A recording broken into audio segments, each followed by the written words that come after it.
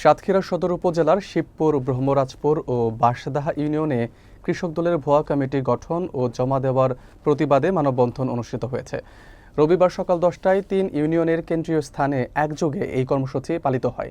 বিস্তারিত থাকছে মোকরম বিল্লাহ ইমনের প্রতিবেদনে।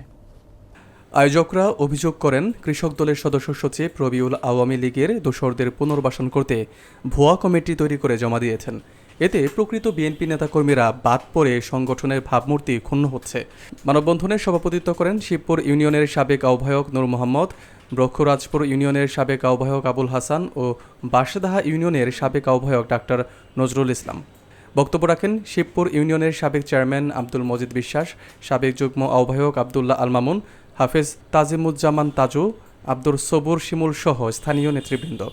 এছাড়া সেলিম হোসেন, হাদিউজ্জামান হাদি, আখতারুজ্জামান, আনিসুর রহমান, মাসুদ রানা, আব্দুল সামাদ সহ অঙ্গ ও সহযোগী সংগঠনের বহু নেতাকর্মী উপস্থিত ছিলেন। বক্তারা বলেন, রবিউল উদ্দেশ্যমূলকভাবে ভুয়া কমিটি করে কৃষক দলকে বিভক্ত করেছেন এবং মূল বিএনপির নেতাকর্মীদের বাইরে রেখে কিছু হাইব্রিড নেতা তৈরি করেছেন। তারা জেলা বিএনপির নেতাদের প্রতি আহ্বান জানান যেন এসব ভুয়া কমিটি বাতিল করে প্রকৃত নেতাদের নেতৃত্বে কৃষক দলকে শক্তিশালী করা হয়।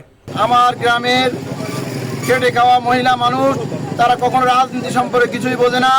ওদেরকে আজকে কাউন্সিলর করে আজকে আমাদের যারা নির্যাতিত নিষ্পেষিত যারা ছিল, ত্যাগী নেতা ছিল, তাদেরকে এই পথ বঞ্চিত করার জন্য রবিউল কর্তৃক আজকে আমার ইউনিয়ন কৃষক দলের যেসব লিডাররা আছে, নজরুল, মিজান, জলিল, আসাদুল সহ আরও যারা আছে যে কুচক্রি মহল, আজকে আমার নিজের ব্যক্তিগত ওয়ার্ড 5 নম্বর শিবপুর ইউনিয়ন বিএনপির 3 নম্বর ওয়ার্ড খানপুরের যে তালিকা দেখলে আমার মাথা নষ্ট হয়ে যায়।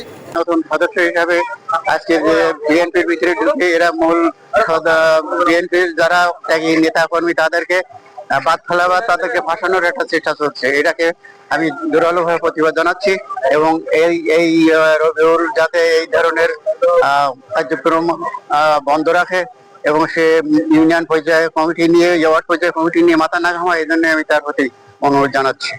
আমি অনতিবিলম্বে আমি আমার জেলা বিএনপি নেতৃবৃন্দকে বলবো, এই কাউন্সিলর যে ভুয়া কাউন্সিলর তৈরি করেছে, যে ভুয়া তালিকা তৈরি করেছে মহিলাদের নিয়ে, হিন্দু মহিলাদের নিয়ে, তাদের কোনো বিএনপির সাথে সম্পর্কিত ছিল না, তাদেরকে নিয়ে সে ভুয়া কমিটি আজকে জেলায় জমা দিয়ে বিভ্রান্তি সৃষ্টি করেছে প্রতিটি ইউনিয়নে। এই রবিউলের হাত থেকে বিএনপিকে বাঁচানোর জন্য আমি আমার জেলা নেতৃবৃন্দ, কেন্দ্রীয় নেতৃবৃন্দকে বিশেষভাবে অনুরোধ জানাচ্ছি।